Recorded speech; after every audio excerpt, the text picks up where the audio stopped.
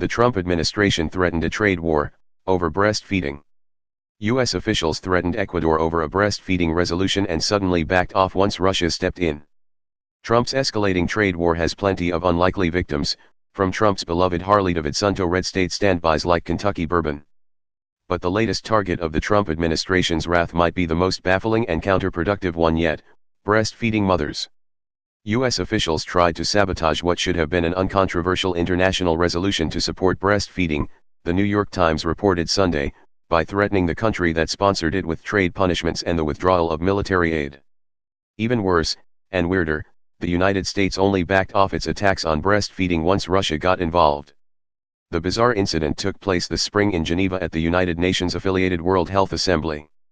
More than a dozen participants in the assembly from several countries spoke to the Times about what happened. 4 decades of research supports the idea that breastfeeding early in life is good for infant health, experts told the Times.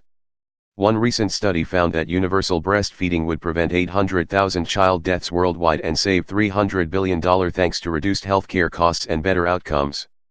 So it shouldn't have been controversial when Ecuador planned to introduce a measure calling on governments worldwide to protect, promote, and support breastfeeding.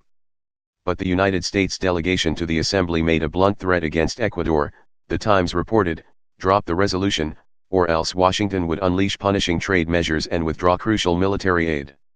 U.S. officials were reportedly responding to intense lobbying from infant formula manufacturers.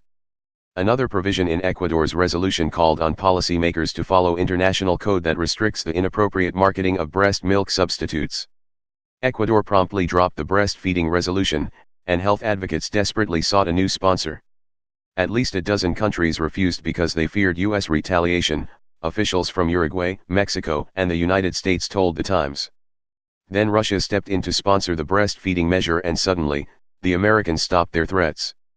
What happened was tantamount to blackmail, with the U.S. holding the world hostage and trying to overturn nearly 40 years of consensus on best way to protect infant and young child health, Patty Rundall, policy director of the British advocacy group Baby Milk Action, told the Times.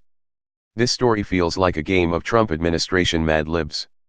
It's got almost everything Trump is infamous for: attacking women's health, favoring corporate interests over the public good, being suspiciously nice to Russia, undermining U.S. allies and multilateral organizations, and threatening the Latin American country. And just weeks ago, Trump officials reportedly ripped a breastfeeding infant from her mother's arms, just one of thousands of outrages committed against migrant families under Trump's brutal zero-tolerance policy. No wonder only 32% of American women say they approve of Trump's job performance. It's getting harder and harder to ignore his contempt for women's health, lives, and families.